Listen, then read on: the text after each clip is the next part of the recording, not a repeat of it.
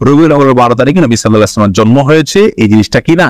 চূড়ান্ত না। তবে মৃত্যু হয়েছে, এই জিনিসটা চূড়ান্ত। নবী সাল্লাল্লাহু আলাইহি ওয়াসাল্লামের মৃত্যু দিবসে কোনো মুমিন কি হতে পারে না? খুশি হতে পারে না, আনন্দ বা উৎসব করতে পারে না। এটা হলো প্রথম কথা। নাম্বার 2, নবী সাল্লাল্লাহু আলাইহি ওয়াসাল্লাম তিনি নিজে তার জন্মদিবস পালন করেছেন নাকি করেন নাই? কোন সাহাবী তার জন্মদিবস, নবী সাল্লাল্লাহু আলাইহি ওয়াসাল্লামের জন্মদিবস পালন করেছেন নাকি করেন নাই? এবং বড় বড় সাহাবী, সিনিয়র সাহাবী যারা খোলাফা রাশিদা সহ অন্যান্য যারা ছিলেন, তারা সকলে, তাদের পরবর্তীতে তাবিন, তাবে তাবিন, কেউ কি কোনো কালে 3টি 70 যুগের কোন কালে কি এই নবী সাল্লাল্লাহু আলাইহি ওয়াসাল্লামের জন্মের তারিখ উপলক্ষে কোনো উৎসব করা, ফুর্তি করা, অনুষ্ঠান করার কোনো প্রথা, রেওয়াজ, সিস্টেম সে সমস্ত যুগে ছিল কিনা? এর কথার এক কথায় উত্তরে আমরা বলবো, কোন বইতে, ইতিহাসের কোন বইতে, হাদিসের কোন বইতে, কোরআনে তো নাই। কোন জায়গায় একটি জাল বর্ণনাও নাই। কোন ভাইরা দেখাতে পারবেন না। যেসব ভাইরা মনে করেন সঠিক, তারা মেহরবানি করে কিতাবপত্র ঘেটে একটি সূত্র বের করুন, যে সূত্রে পাওয়া যায় যে নবী সাল্লাল্লাহু আলাইহি সাল্লামের জন্ম দিবস বা জন্ম তারিখ এটা উদযাপন উপলক্ষে রবিউল আউয়াল 12 তারিখে বা বছরের কোন একটা দিনে সাহাবায়ে কেরাম, নবী সাল্লাল্লাহু আলাইহি সাল্লাম নিজে অথবা তার পরবর্তী তাবিন, তবে তাবিন, কোন যুগে কেউ কোন ধরনের অনুষ্ঠান করেছেন অথবা কোন ধরনের উৎসব করেছেন, এরকম কোন বর্ণনা কোন হাদিসের কিতাবে, কোন ইতিহাসের কিতাবে জাল, জয়ীফ, মিথ্যা, বানোয়াট বর্ণনাও নেই। দুর্বল, সত্য তো পরের কথা, কোন জাল, জয়ীফ, মিথ্যা, বানোয়াট বর্ণনাও নাই। এরকম একটি অস্তিত্বহীন, সম্পূর্ণ এরকম একটি ভুয়া এবং ভিত্তিহীন বিষয় হলো এই মিলাদুন নবী পালন করা। প্রিয় ভাইয়ারা, নবী সাল্লাল্লাহু আলাইহি ওয়াসাল্লামের জন্মের পরে তিনি 63 বছর বেঁচে ছিলেন। তার মৃত্যুর পরে সাহাবায়ে কেরাম প্রায় 100 বছর বেঁচে ছিলেন। তাদের পরে তাবিন, তাবে তাবিনদের যুগ ছিল। এই যে বিশাল একটা সময়, যদি রবিউল আউয়ালের 12 তারিখ অথবা বছরের কোন একটা দিন নবী সাল্লাল্লাহু আলাইহি ওয়াসাল্লামের জন্মদিনকে উপলক্ষ করে, জন্মের তারিখকে উপলক্ষ করে কোন আনুষ্ঠানিকতা হতো, সেটা নিশ্চয়ই হাদিসের কিতাবগুলোতে অথবা ইতিহাসের বইগুলো থেকে আসতো কি আসতো না? সাহাবায়ে কেরামের জীবন ইতিহাস, নবী সাল্লাল্লাহু আলাইহি ওয়াসাল্লামের ব্যক্তিগত পুঙ্খানুপুঙ্খ কাজগুলোর বর্ণনা, বিবরণ হাদিসের কিতাবগুলোতে আসছে কি আসে নাই? স্ত্রীর সঙ্গে কি করলেন, ঘরের ভিতরে কি করেছেন, ঘুমে কি করছেন, টয়লেটে কি করতেন, এরকম ব্যক্তিগত বিষয়গুলো পর্যন্ত হাদিসের কিতাবগুলোতে এসেছে। সেখানে নবী সাল্লাল্লাহু আলাইহি ওয়াসাল্লামের জন্মের দিনটাকে, তারিখটাকে উদযাপনের কোন প্রথা, প্রচলন যদি থাকতো, সেটা অবশ্যই আসতো, কিন্তু নাই। আমি তো চ্যালেঞ্জ করেছি, কোন জাল, ভিত্তিহীন, ভুয়া, বানোয়াট বর্ণনাও পাওয়া যায় না হাদিসের কিতাবগুলোতেও না, ইতিহাসের কিতাবগুলোতেও না। সময় তো ভাই বন্ধুগণ, এই পয়েন্টটা থেকে আমরা বুঝলাম যে এই মিলাদুন নবী উদযাপনের যে প্রথা এবং রসম চালু আছে, এটা সোনালী 3 যুগের কোন যুগে ছিল না। নবী সাল্লাল্লাহু আলাইহি ওয়াসাল্লাম নিজেও করেন নাই, করতে বলেন নাই, কোন সাহাবীও করেন নাই। কথাটা কি পরিষ্কার? নবী সাল্লাল্লাহু আলাইহি ওয়াসাল্লামের প্রেম, তার ভালোবাসা সবচেয়ে বেশি ছিল কাদের মধ্যে? সাহাবায়ে কেরাম রাদিয়াল্লাহু তাআলা আনহুম আজমাইন, তাদের মধ্যে ছিল নবী সাল্লাল্লাহু আলাইহি ওয়াসাল্লামের প্রতি সবচেয়ে বেশি ভালোবাসা। তারা নিজেরা যদি নবী সাল্লাল্লাহু আলাইহি ওয়াসাল্লামের তথাকথিত প্রেম জাহির করার উদ্দেশ্যে যদি রবিউল আউয়াল 12 তারিখে বা বছরের কোন একটা দিনে জন্মদিবস পালন না করে থাকেন, তাহলে আমরা যদি নবী প্রেমের দাবিদার হয়ে সেটা পালন করি, তাহলে এই দাবিটা মিথ্যা দাবি, অথবা এই কর্মটা মিথ্যা এবং ভুল একটি কর্ম। আল্লাহ আমাদেরকে বুঝার তৌফিক দান করুন।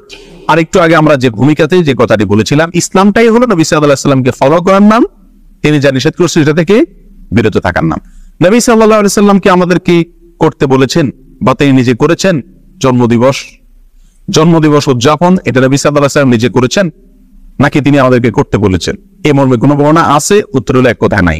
কোন ভাইরা যারা করেন তারাও জানেন যে নাই। তাহলে আমরা যে কোনো কাজ করব ভালো হিসাবে, সেখানে নবী সাল্লাল্লাহু আলাইহি ওয়াসাল্লাম কি থাকতে হবে? নির্দেশ থাকতে হবে। অথচ এখানে নাই, তাহলে এটা কি নয়? ভালো কাজ হিসাবে ইসলামের দৃষ্টিতে গণ্য নয়। এখন যদি কোনো ভাই বলেন রবিউল আউয়াল 12 তারিখে বা মিলাদুন নবী পালন করা যাবে না, নিষেধ আছে কোথাও? উত্তর হলো নিষেধের প্রয়োজন নাই।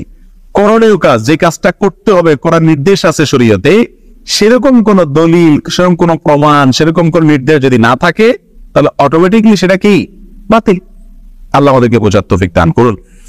নাম্বার 3, আমাদের যে সমস্ত ভাইরা মিলাদুন নবী উদযাপন করে থাকেন, তারা বলেন যে মিলাদুন নবী তথা রবিউল আউয়াল 12 তারিখ এটা হলো সাইয়্যিদুল আয়াদ, অর্থাৎ নবী সাল্লাল্লাহু আলাইহি সাল্লামের জন্মদিবসের উপলক্ষে যে খুশি উদযাপন করা হয় এটা নাকি সকল ঈদের সেরা ঈদ।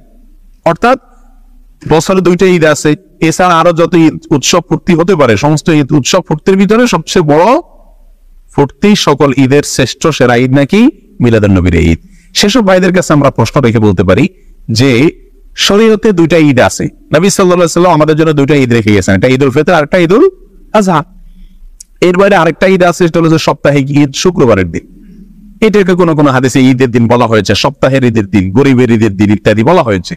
তাহলে শুক্রবার সাপ্তাহিক আর এছাড়া বাৎসরিক 2টি ঈদ, ঈদুল ফিতর, ঈদুল আজহা, দোনো ঈদে কি আছে? ঈদের নামাজ আছে, ঈদের নামাজ আছে, নবী সাল্লাল্লাহু আলাইহি সাল্লাম পড়েছেন।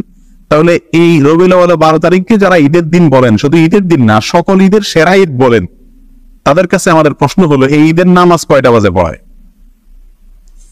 দোনো ঈদের একটা নামাজ আছে কিনা? এমনকি শুক্রবারেরও কি আছে? জুমার নামাজ, বিশেষ নামাজ আছে। তার রবিউল আউয়াল 12 তারিখ যদি ঈদের দিন হয়, এটা যদি উৎসবের দিন হয়, নবী জন্মের আনন্দের দিন হয়, এটা যদি সকল ঈদের সেরা ঈদ হয়, তাহলে তো এখানে নামাজ আরো বেশি থাকার কথা নাকি? এই ঈদের দিনের নামাজ কই? তাহলে বোঝা গেল এটা বানোয়াট, এটা নিজেরা আবিষ্কার করেছেন, মিশর থেকে এটা আবিষ্কার হয়েছে, এটা কোরআন এবং সুন্নাহ থেকে আসে নাই। যদি আসতো তাহলে সকল ঈদেই কি থাকে? ঈদের নামাজ থাকে। এই ঈদে ঈদের নামাজ গুলো কই? আর সবচেয়ে বড় কথা হলো ঈদে বছরে 2টি ঈদ আছে আর সপ্তাহের একটা ঈদ। এর বাইরে শরীয়তে আর কোনো ঈদের ধারণা আমাদেরকে দেওয়া হয় নাই।